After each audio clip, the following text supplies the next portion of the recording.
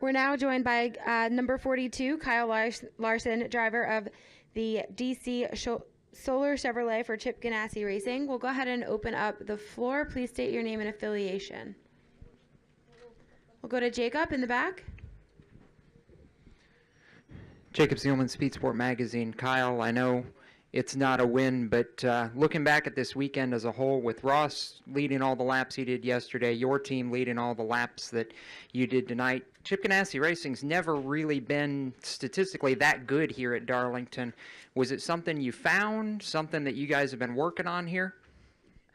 I don't know, but it was cool to see both cars like that, leading a bunch of laps. Both kind of had disappointing results, but Jeff Karpoff and Paulette Karpoff with DC Solar, they love racing. So to put on some good runs for them this year is really cool, and to but at the same time coming up short like we have a lot of times with their brand on our car is disappointing. But really happy with the car that we brought to the racetrack this weekend. I felt like from the first run on the track on Friday, I knew we were going to have a pretty good weekend.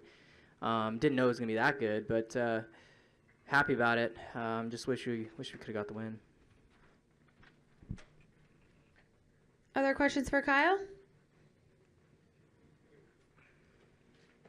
Go ahead. Kyle, Pete McCall with AutoRacing1.com. It seemed like early in the race, when you were out in front in clean air, you had the car to beat tonight. Was it just a matter of not being able to get back in that clean air in that final run that really made a difference in Brad's win tonight? Yeah, I mean, clean air's important. That was the first time the 2 car was out front all race long, and he showed that he was really fast in clean air. But I think if I could have been the control car for that restart, and he beat me by just a nose off of pit road, and kind of won him the race. So I was really loose in traffic behind those guys trying to run hard, but I was loose. Even when I'd catch lap traffic, I'd get extremely loose. So something about the dirty air here this weekend was affected the balance. I felt like a little bit more than normal, but you just needed to be the control car there for that final restart. Camden Lazenby for RebbingsRacing.com. Kyle, this is your 4th race where you led over 200 laps, and you haven't won any of those. Was there a point tonight where you started wondering what was going to happen, if there was going to be a late caution or anything like that? Yeah, I mean, the whole time I was just praying for long runs. I didn't want to see those last couple cautions. I was out front because I knew it would. I knew coming down pit road, that's always nerve-wracking. If you don't really know what's going to happen. We had some good pit stops throughout the night, but I mean, our car was so good on long runs. I just wanted to stay green. So yeah, I don't know. It was our car was so good. So I mean, I'm really happy about that. Thank you. Jim? Jim Mutter, Motorsport.com. I know the win means the most to you, but can you kind of put in perspective? You seem a little bit surprised by how much the speed you had tonight and how that might bode well as we get ready to start the playoffs. Yeah, so I mean, I feel like the last 2 months or so, the other Chevy teams have really found some speed. RCR and Hendrick especially. With Chase winning, Bowman's been running good, and I feel like we've kind of been stale up until this weekend. So we had a good test at Richmond. We learned some things with some different components, and I felt like it really helped our car there. And Chad called back to the shop to get the primary for here swapped over to kind of how we had for Richmond, and was hoping that I was going to show some speed here, which it did. So was happy about that. And this is a good time of year to get some speed going before the playoffs, where we haven't had speed the last few months. We'll go right here. Pete Acabelli, Associated Press. Kyle, has there been any frustration to all this? You've come so close in so many of these races this year.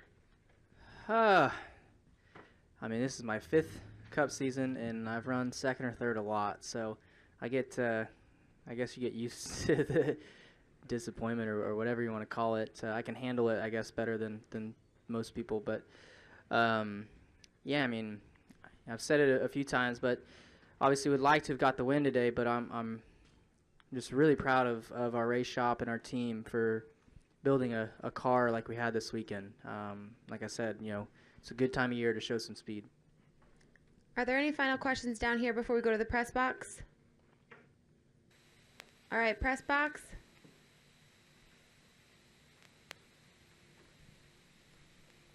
Questions? Are there any questions upstairs?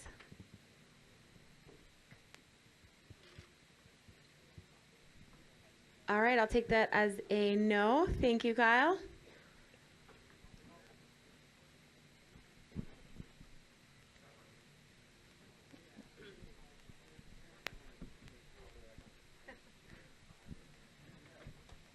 We're now joined by Joey Logano, driver of the 22 Pennzoil Ford for Team Penske.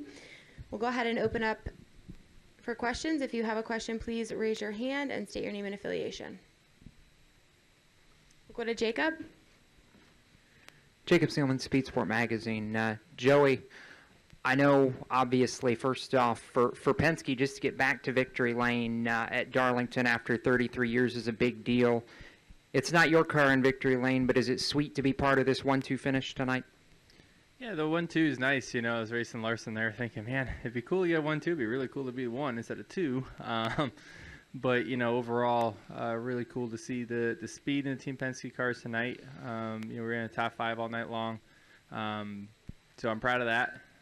Probably more proud of that than the 1-2 finish because you thinking right around the corner here is going to be, playoff time and you got to have some speed. So, and I think of the last couple of races, Bristol and here, I know they're unique racetracks, but to see the speed and that momentum build, that's key right now. So, really cool to see that. I feel like, I kind of go back 2 restarts.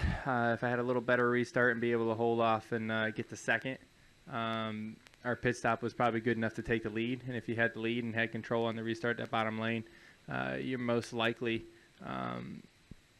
can maintain the lead and then win the race. We were good enough to win the race, so just had to have the right track position at the end. So, pit crews did a great job. It was a total team effort for all of Team Penske. All our pit crews were on it, so that's really good.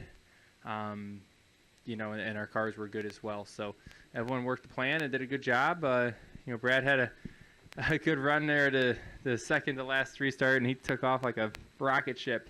And then we made some adjustments to our cars and be able to keep up a little bit the last run, just a little bit too late by the time I got by to 42. That was going to be my follow-up. Do you feel like as a whole, Team Penske's starting to turn a corner here headed to the playoffs? We hope so. It's so hard to say. When you think of Bristol and Darlington and then Indy, they're very unique racetracks. There's not many of them like it. Which makes them really cool. This part of the schedule, when you think of the last, these 3 weeks, you get 3 of the most badass racetracks there is. So that's pretty neat to be a part of. I think some of the speed's there. I thought one of the coolest things today was driving Steve Park's car. That was pretty neat to me as a New England guy, and he's up there too, and to see his name on the car and the car that I remember watching growing up, and to run it here at Darlington was really special. And we talked before the race that we wanted to hold up the number 1 that he used to drive in victory lane, and gosh, we came close, but that was pretty neat to have him here and give that thing a good run. Go ahead back there. John Haverland, ESPN Albuquerque. As a driver that's not considered part of the big 3, do you feel like the field has kind of leveled out? 3 of the last 4 winners in the Cup Series have not been Busch, Truex, or Harvick. So do you feel like? Yeah. So do you feel like they're kind of maybe a little bit vulnerable as the playoffs are approaching? Sure. They should be scared. We're coming for them. I don't know. They're still really strong teams, but the fact that we can keep up and race them and and pass them, that felt good. That's been about a year since I passed one of those cars, so that feels really good the last couple races. Didn't know I could do that anymore. It felt good. Any other questions down here? All right, I believe there are questions in the press box. Go ahead. Yeah, Christian at catchfence.com. Joey, just curious, if you go to Indy next week and you don't have the speed that you've had the last 2 weekends, do you get nervous then, or do you wait till after Vegas and see where you guys are with your speed and what you guys think like you're capable in the playoffs? Like I said, Indy's still a very unique racetrack. So I don't know how much of it transfers over, but I do think confidence transfers over. No matter what the type of racetrack is, if you can run well, that momentum and confidence transfers over to any racetrack you go to. That's why you see those big three. They're fast at road courses, they're fast at short tracks, they're fast at mile and a half, super speedways. It doesn't matter because they're so full of themselves, as they should be. They win a lot of races. They're confident. I think, like I said, you get some runs like this, and you get something to build off of. Especially with the pit crews the way they did tonight. That's a really good start. Any other questions in the press box? Yes, this is Lee Spencer with RacingVoice.com. Joey, I ran into Roger Penske at Gateway last week, and he said he was going to make sure that the team took risk over the last few races since you all were locked in the playoffs. Did you kind of feel that way tonight, or was there something else that you guys were building on? And my second question is, Keselowski seemed a little bit subdued lately. And I'm just wondering if that kind of fed into your last statement, talking about confidence. And when you have confidence, it's easy to exude that. And, when you're kind of coming from behind, it's you kind of take a different tack. Yeah, I consider Brad a good friend of mine, and we talk about a lot of things. And, we run pretty similar on the racetrack a lot of times. And so our feels and what we look for is pretty similar. And how we feel about our racing, race cars and what's going on, we're pretty similar. So I think, obviously the both of us have been, not as, I guess, confident in the last, few months. But, like I said, things like this really help build that. So very cool for him to sweep a weekend. I mean, that don't give you a little confidence. Nothing does. So, like I said, it's great for them. I don't remember the second part of your question. You said something else. Did she say something else? Does anyone else remember what she said? About Roger said he wasn't afraid for you guys to take a risk over the last few races prior to the chase. I think we took some risk tonight. If you look at our strategy after the second stage, we kept short pitting and basically add a pit stop to the race. That's pretty risky. There's points that puts us in the lead, and it's great track position. But there was points of the run for 10 to 12 laps that you're down a lap, and you give up all your track position. So it's a pretty risky move. I'm not sure if any other cars were doing that. I think we may have been the only one, or maybe there's another car. Maybe the Ford was doing the same thing. I'm not sure. So that was a little risky for sure. But outside of that, I think it's just off of calls and, doing calls like that to be able to maybe position yourself to win and get some playoff points. Are there any other questions up in the press box? Nope. Any other questions down here? All right, Cool. Joey. Thank you. Thank you, guys. Have a safe trip home.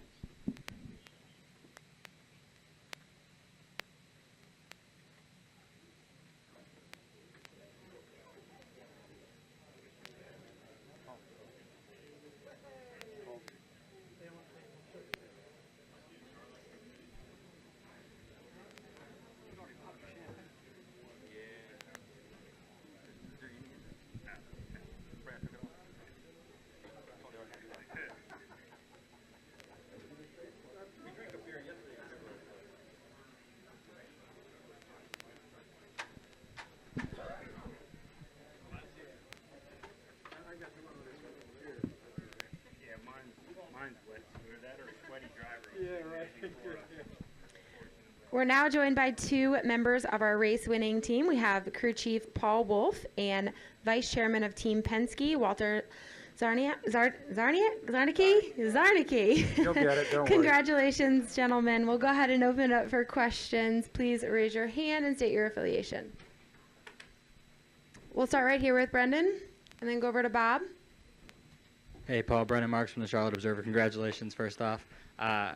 Everyone was talking about that final pit stop. What was going through your head knowing that everyone was coming down, knowing how close it was, and how that was likely going to end up determining the race, sort of? Well, it was kind of an up and down night on pit road. You know, we had some good stops. We had some where we lost positions, but honestly, we were just hoping to have a good stop and maintain where we were at. You know, we had it's a long race, and we ran top 5 most all night there, and it was just really, I was hoping to at least maintain, and when the guys got us off pit road first, I was like, all right, we got a shot at this now. I knew we were fast enough. If we had the clean air, then likely we would go on our way, and that's exactly what happened. So just can't say enough about the pit crew on the Miller Lite team. I mean, we've had an up and down year on pit road. We continue to try to work on that and be better. We did some different things tonight, and we're still learning, but it's a good bit of confidence for those guys in going into the playoffs here. We'll go ahead to Bob. Bob Hackers, ESPN. Paul, besides playoff points, what's the difference going into the playoffs, having won a race in the regular season versus not having one?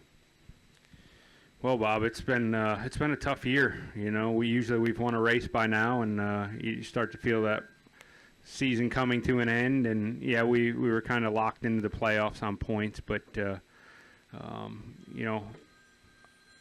most of us that I'm aware of on this team are here to win races. You know, that's why we do this. That's why we get up every day and go to work, is to win races, whether we're in the playoffs or not. It's all about winning races and contending for a championship. So couldn't come at a better time right before the playoffs. It never hurts. Gets everyone's confidence up and know that we can do this and get back to victory lane. I'm not going to say we were the best car tonight, but we were a top 5 car, and like I told Brad before the race started, let's work on this all night, and we'll put ourselves in position at the end, and that's exactly what we did. And the pit crew executed, and we put ourselves in position, and Brad did his job on the restart, and which is great. And hats off to everyone at Team Penske. It's like I said, it's been a tough year for us. We don't have a lot of wins, but everyone continues to work, and I think those results show tonight. We'll go ahead to Dustin, then in the back to Jerry and John, and we'll make our way down here. Dustin Long, NBC Sports. Paul, how has this year challenged you compared to other years? And how, for a team that's expected to win and you're seeing another Ford car dominate a lot of times, how have you guys pushed forward or kept things together without it breaking you apart? I think, one of the things that helps is, the chemistry between the core group on this team. We've been together for a long time. We've been through a lot of ups and downs. And I think we all have a lot of confidence in one another. And, the Fords have been strong all year. The Stewart Haas cars have been good, and we know we've been behind a little bit. But you got to take the positives out of every weekend and try to build off of those and learn where you can. And we've still got work to do. We know that, but I think tonight was a good confidence booster, like I said, and give everyone a little motivation here as we get ready to go into the playoffs here in a couple weeks. Go ahead to Jerry. Jerry Jordan, KickingTheTires.net, PRN back here in the back. Paul, I walked by the pits. I was curious. I saw that you guys had at least one set, maybe another, of tires. We'd heard tire issues, wear all weekend. This was a gritty track, et cetera. Did y'all try any strategies, or was there any? Y'all were okay? Yeah, the way we had a lot of longer runs at the beginning of the race, and it kind of set us up where I still don't know exactly, but I believe we still had three sets lay-in towards the end. So we didn't have a lot of quick cautions where we'd burn up tires till the very end there. We'd only run 4 or 5 laps and we got the caution, but we had run such long runs early in the race that tires never really became anything in the strategy as maybe we've seen in the past. We had plenty of tires. We'll go to John, and then over here, and then back to Jacob. John Heverland, ESPN Albuquerque. Paul, you mentioned a few moments ago that you did something different tonight on pit row with the pit crew, so could you explain what that was, maybe? Well, I mean, I think, with one less guy on pit road this year, we've seen a lot of different styles or choreography from different teams, and there's a few different ways to do it. And I think you got to look at the strength and weaknesses of all your guys going over the wall now and decide how you want to, make your plays there. And if you watch close enough, you'd probably see a difference, but I'm not going to talk about it a whole lot. Mike Massey with FrontStretch.com. Paul, you're always kind of the contrarian when it comes to pit strategy. You were working out some short pits, then you do one where you kind of ran with Larson a little bit, and then you had that lucky break where, it's you and two other guys on the lead lap. Can you just talk about that a little bit? Yeah, I mean, we, engineers that work with me, we try to do the best we can at taking all the information we have and trying to make the best decision we can. Sometimes it's always going to be a little bit of a gamble, but you try to be smart about it. And that scenario at the end, we felt like, the stopping one less time than some of those guys did was gonna be the way to go. And it's less chance of, the caution coming out and getting behind like it potentially did for some of those guys that had pitted an extra time. So, it's sometimes you're on the winning side of that, sometimes you're on the losing, but just try to make the best decisions we can with all the information we have. And, it seemed to work out all right for us tonight. We'll go ahead to Jacob, then Deb, and then Jim. Jacob Seelman, Speed Sport Magazine. Walt, you've been around this with Roger about as long as there's been a Team Penske, and it had been a long, long, long time since a Penske car had gone to victory lane here at Darlington. For the organization, what is a night like this to break back through 1-2 finish and Brad carrying Rusty's colors, no less? What does that mean to the entire organization? It's a special night for Team Penske. I mean, first of all, for Brad to get his first win of the year, we knew we had good cars here tonight. I wasn't really expecting 1-2. I felt, as Paul said, we probably had some top 5 cars. So then to finish 1-2 and then to do it at the Southern 500, to your point, we won here in 1975 in the Coca-Cola Matador with Bobby Allison. So it's been a long, dry spell. It's really huge for the organization. Some of you may know that we're approaching our 500th overall win, and this was win number 498. This would have been a great spot to get number 500, but I can tell you I've been in touch with Roger. He was in Portland today for the IndyCar race, was in transit back, and he's about as excited as he can be, so as we approach that. But to win here tonight after 43 years is really special. Thank you. We'll go ahead to Deb and then to Jim. Deb Williams, RacingToday.com. To kind of follow up on that, because probably most people in here don't even remember the American Motors Matador that you won with Bobby Allison here. Did you kind of look at Darlington as maybe your Achilles heel, but with what Paul said, it being a difficult season this year, you've gotten past this one now, and how do you think that will affect the team as well? Deb, I saw it with all 3 of our teams here after the race. It was just an uplifting experience for everybody, and so have that momentum going into Indianapolis, which is also a special race for us, and then the playoffs beginning. I think it's really been a boost for everybody. So, and we know this team's been close. They almost won 1 or 2 races earlier in the year. Our other guys have been close, but again, to win this one, this could be a tipping point for us. Thanks. Go down here to Jim. Jim Utter, Motorsport.com. For Walt, on a throwback weekend in NASCAR, is there anything more appropriate for Team Penske than to be celebrating a win in victory lane with Rusty Wallace? Rusty and I had a nice conversation before the start of the race, and for him to come to victory lane afterward and celebrate with Brad and Paul and the team was really special. He was as excited as I've ever seen him. In fact, I was telling someone earlier tonight, when Bobby won in 75, I think the closest we came to winning a Southern 500 since then was Rusty, and I think it was 92 or 93, and I believe he finished 3rd.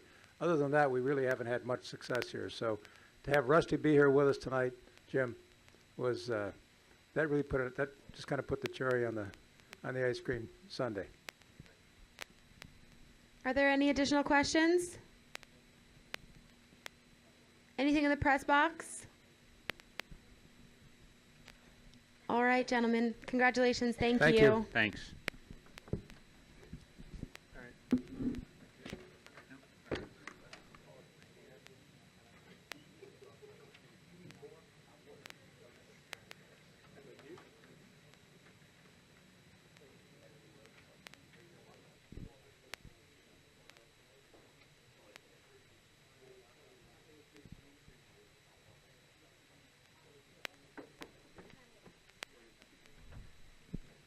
Make sure I have my name on. Spelled correctly? Okay, good. Did you spell check? We're now joined by the winner of the Bojangles Southern 500, Brad Keselowski, driver of the number 2 Miller Genuine Draft You don't have Ford any for Bojangles Team- laying around, do you? I can go look. I would eat some fried chicken up here if you had it. All right, we'll go take a look back there for you. It's all gone? Are you serious? Man.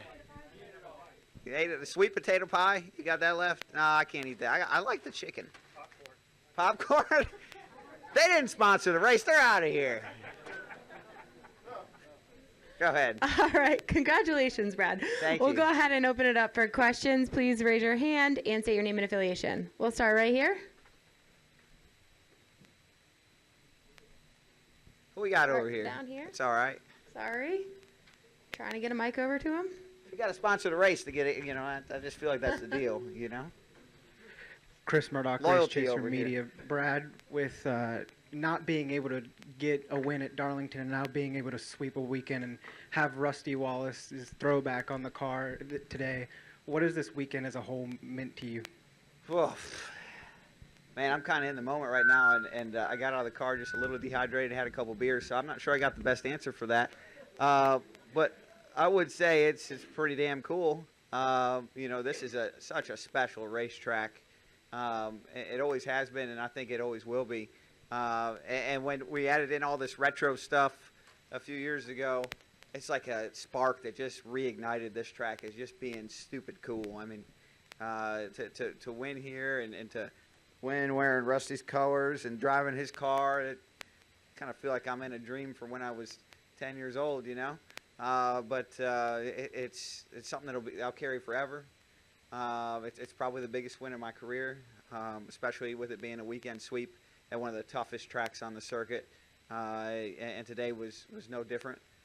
So I'm just really, really thankful, really, really proud, thankful of the team effort that it took to win this race. That last pit stop put me in position, and you know, of course, we had to capitalize on it. But we were in position, and the pit crew nailed it. I got a great launch out of the pit box, and I couldn't have beat Larson by a foot. I haven't seen the pit road cam, but man, that was cool. And I knew if we could get out front, we were really strong on the short runs, not as strong as he was on the long runs. But I knew if we could get out front there with, was it 20 or so to go, that we could drive away. And I was just praying every lap there wouldn't be a caution, you know, and just we were setting sail and just please no caution, please no caution. And it came through for us. Oh, hey, sweet potato pie. See, now I would have guessed, Jim, that this would have been the first thing to be gone, not the last. Oh, I'm not a sweet tea guy. I'm sorry. I ain't that Southern. I still got some Michigan in me. We'll go right over here I'm a to your lemonade left. guy if you got that, Bo. Go ahead. Mike Massey with FrontStretch.com. As great as Rusty was, he never won at this track. And you kind of had, in 2015, you had Kyle Larson's type of night. Yeah. Where you dominated the whole thing, won the pole, led the whole thing, lost at the very end. So do you think this is kind of retribution for those two things? Yeah, I don't know. You could probably throw some karma words out there or whatever it might have you. It makes it sweeter to have lost it like that. And Kyle Larson's going to win this race one day. And when that day comes, he'll think about this one and how this one probably slipped away. Just like the way I've been thinking about for the last few years, the one in 2015. That's how the sport rolls. That's how life rolls. And, you know, you just got to keep pushing forward and make the most of the opportunities and know that the breaks will come your way just as they fell against you previously. So that's part of the perseverance I think it takes to be successful in not only the sport but life in general. So certainly I'm very humbled by our failures, and it makes the taste of victory that much sweeter. We'll go right here to Brendan, then to Bob, and then down that row.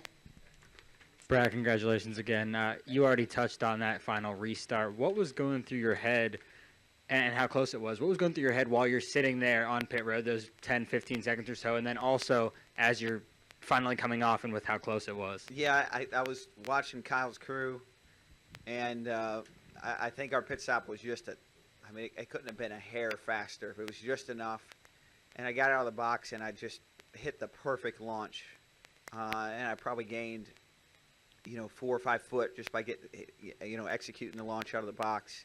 And I got right up beside him, and you're looking at him, and then you're looking at your tack, and you're or whatever that electronic crap is, and you're looking at all of it, and you're trying to maximize it to be perfect, and you're like, oh, I hope I wasn't speeding. That was what I was saying. As soon as I got to the line, I think I got him by like a half a foot, and you're just waiting, like, oh, here comes the speeding penalty, here it comes. And the second the spotter, keys the radio up for that first time, you like cringe. And then he said, okay, 19 to go. You're like, man, that's like waiting for your death sentence. And it didn't come, so I'm thankful for that. But that turn of events was certainly in our favor.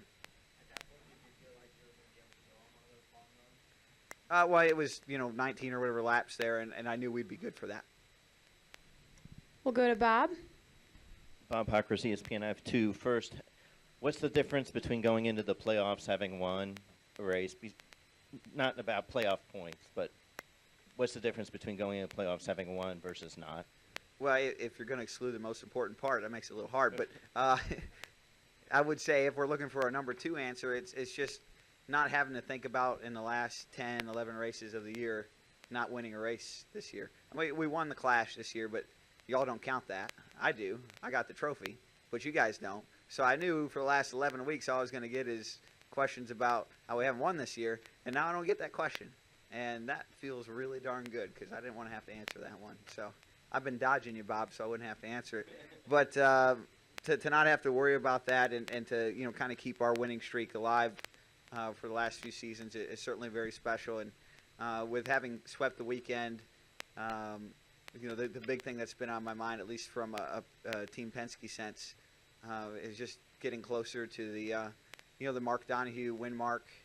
It's something that I've, really put a lot of thought into, and it'd be really special to me. And, I think I was 4 behind entering this weekend, and now I'm 2 to go, and I really want to hit that mark in my career. That would be huge for myself and for Team Penske to be the all-time wins leader in a team that's had so many great drivers, and so to pull that off, quite honestly, that's one of the first things I think about. And also, while unlikely, it is possible for Jimmy Johnson to miss the playoffs. He hasn't clinched a spot yet. What's it like for somebody who, you've been in that spot before, you've won title, and then you're like, oh my gosh, I'm on the bubble. What's it like for somebody like you guys to go through this week not having clinched yet? Yeah, it sucks. It really sucks. So I don't think he's going to miss it. But I haven't seen the points either.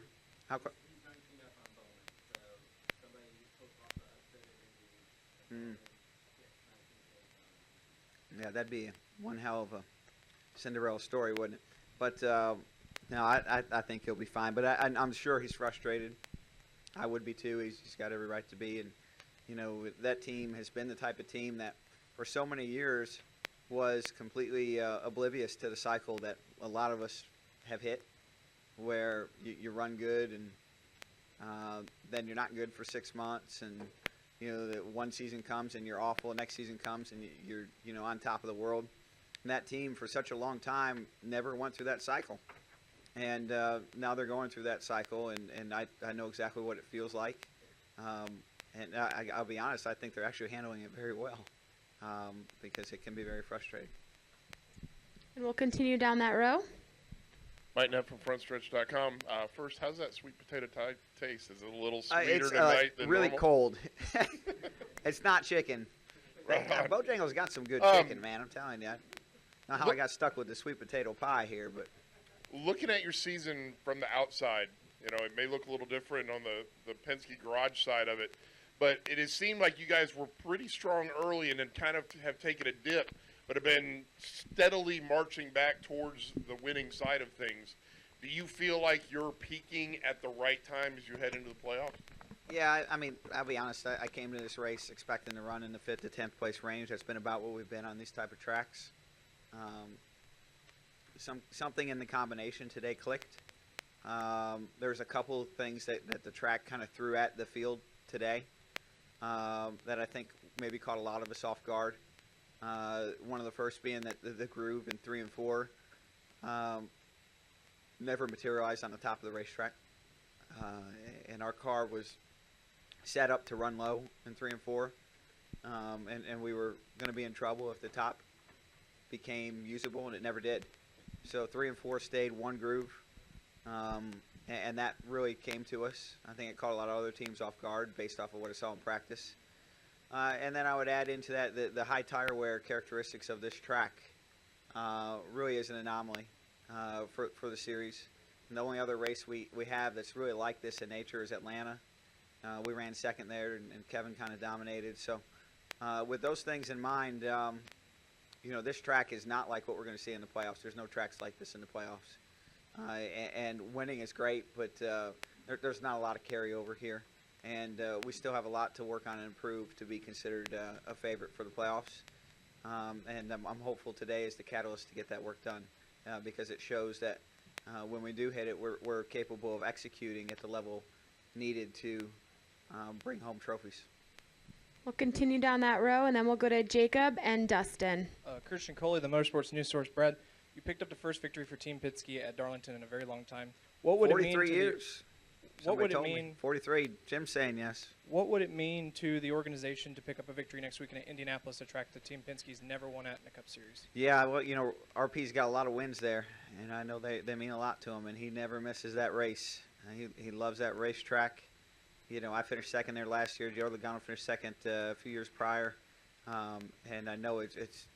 I think Rusty might have finished second there once, so he's been so close, and I hope we can push him through. We're gonna sure try. Go to Jacob. Jacob Seelman, Speed Sport Magazine. Brad, I got two for you. First, to kind of Where's Jacob at? I don't see him. right here in the middle. Hey, Jacob. There you go. To kind of dovetail from Christian's question, when Walt was in here a little bit ago, he was talking about how special to get back to victory lane for the organization.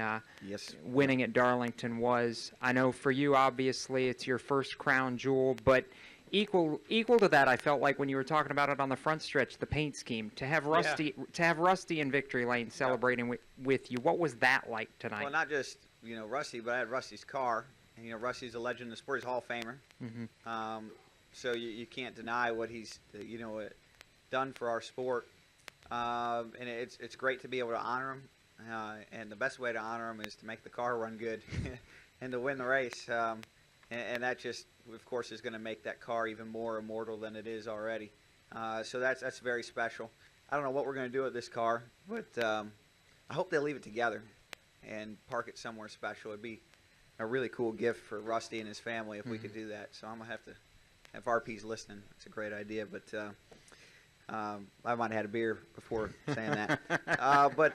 No, I think Rusty's been very special to the legacy of Team Penske and to the legacy of Miller in motorsports. And it's so great and humbling to be able to honor him today and again, put it in victory lane.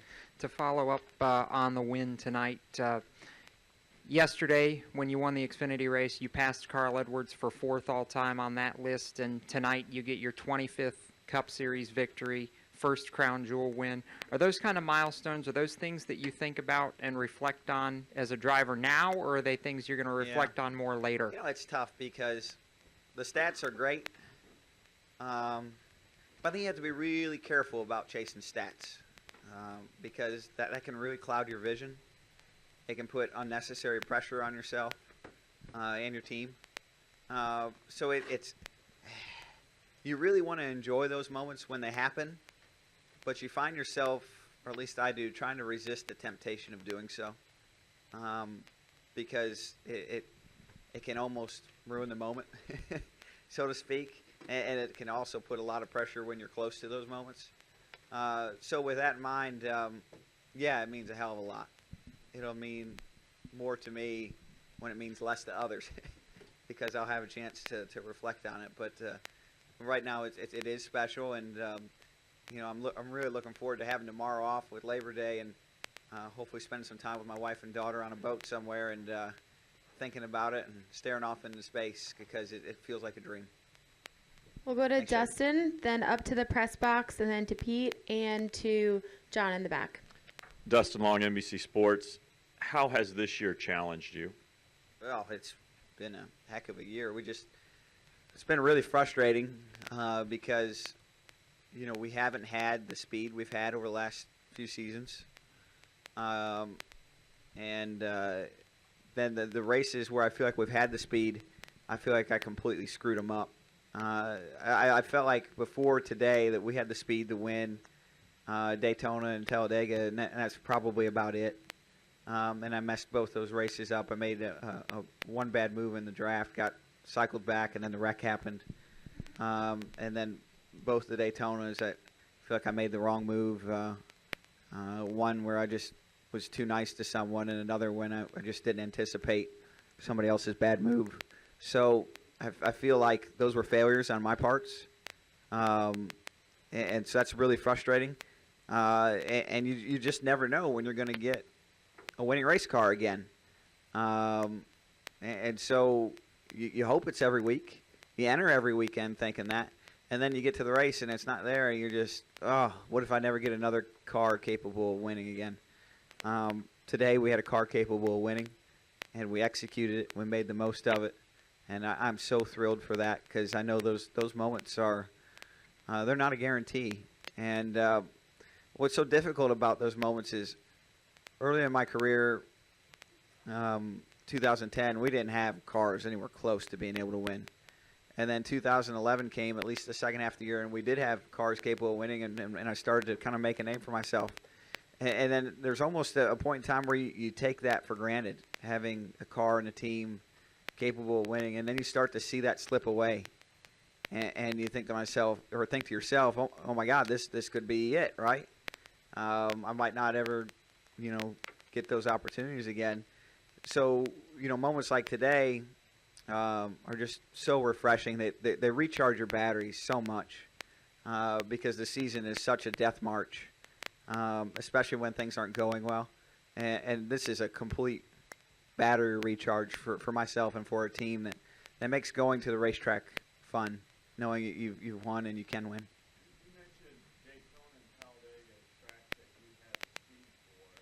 Mm-hmm.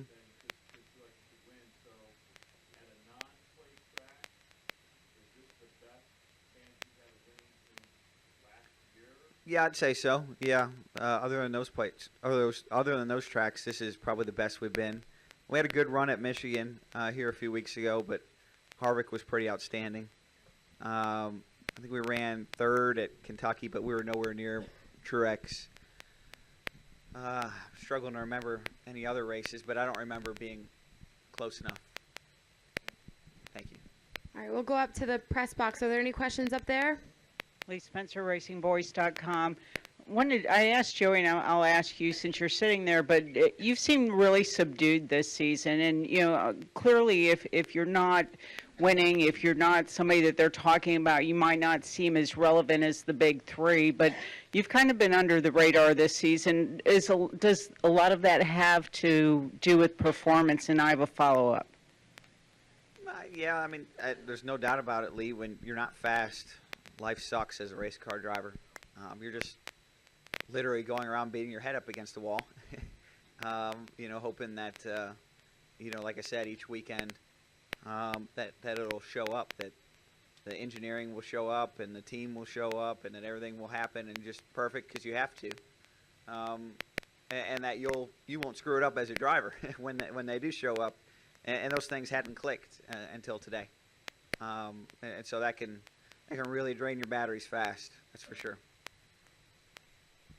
Secondly, I don't have to tell you that Roger always circles the Brickyard 400 on his calendar because it's the one race that he's kind of missing from his trophy case. How do you guys approach this? I mean, you talk about coming in with confidence, but are you guys strong enough now where you feel like you can compete against the Harvicks and the Truexes and the Kyle Bushes of the world? I don't know, to be honest with you, Lee. I don't know what's going to show up. We unloaded yesterday, or was it 2 days ago, and we practiced in the teens, and I didn't think that we were going to have it today. Dropped the green for the race. Car was good. I knew we had it. I don't know. I wish it was more predictable. We're not in that spot right now where it is. We'd like it to be. But on any given weekend, we're not, we're not that consistent. So that's up to us to figure out. Are there any other questions in the press box? Yeah, Chris Knight, catchfence.com. Brad, I'll follow up to kind of Lee's question. Was today's performance by Team Penske kind of a message to all the other teams in the garage to say, hey, we're still here. Don't forget about us. The playoffs are coming. Yeah, yes and no. Like I said, a lot of people view this track as one in its own, but I sure ain't complaining. I know everybody at Team Penske ain't complaining about a 1-2 finish. All right, we'll go down here to Pete, and then in the back to John. Pete Yakabelli, Associated Press. Brad, you said yesterday that the win gave you some confidence towards today. Did you call on that at all at different parts of today? I honestly thought, sitting here yesterday, that I learned a lot that I could apply today, and there was very little that applied today. The cars are so much different. I was really pumped. Like, man, I really took a lot away from yesterday. I'm going to do this in the Cup car. I'm going to do that. And shoot, the top in 3 and 4 never came in. And I worked on that super hard with the Xfinity car and got in a good rhythm and routine up there. And, it's like learning a dance. And then you get on the dance floor and never play the song. It's like, damn it. I was ready. And that never happened, never materialized. We'll go to John. John Haverland, ESPN Albuquerque. Your crew chief, Paul, mentioned that the team kind of tried different things on pit road, like out of choreograph-wise and such. I was wondering if you could maybe elaborate on that a little bit, and is this like something that you guys worked on during the off weekend? Yeah, I'm not privy to that information, so I couldn't tell you. But I'll take it, whatever it was. We'll go over to Dominic. And then back to right behind you. Yep. And then to Jerry. Dominic Ottagona with the Racing Experts. You kind of did touch on it just a little bit ago right there with the Xfinity race, not really applying too much, but was just kind of curious if that extra track time did help you today in any way, shape, or form. No, it really didn't. I wish I could sit here and say it did, but there wasn't much I took from it. Jerry? Jerry Jordan, KickOnTheTires.net, PRN. Brad, you've been in the position to go for a championship several times. You've won a championship. You're talking about the inconsistencies. How do you get your head right to go into this not knowing whether or not you can bring a good car to the race to actually compete for the title? I think, the only thing you really do, Jerry, is try to be the best leader you can be. Try to be honest with yourself and with your team. And try to handle it with as much grace as possible. But you can't deny realities. And then, of course, at the end of the day, you got to go to work. And you got to find it. That's all easier said than done, for sure, especially with these big race teams. They got 400 or 500 some employees. And, I think it might have been easier to turn the Titanic around than it is to, change a race team on some things, but the reality is that we have to continue to strive to be better, to be in the conversation come November. Jacob? Brad, the chase for 500, there's a chance that next weekend Team Penske could get their 500th win across all series. You talk about chasing a record like Mark Donahue's. But what would that mean to be the guy to deliver Roger that kind of a Yeah, that'd be milestone? cool. I'm not sure when that is. I don't know what the IndyCar schedule is. Are they racing next week then? No.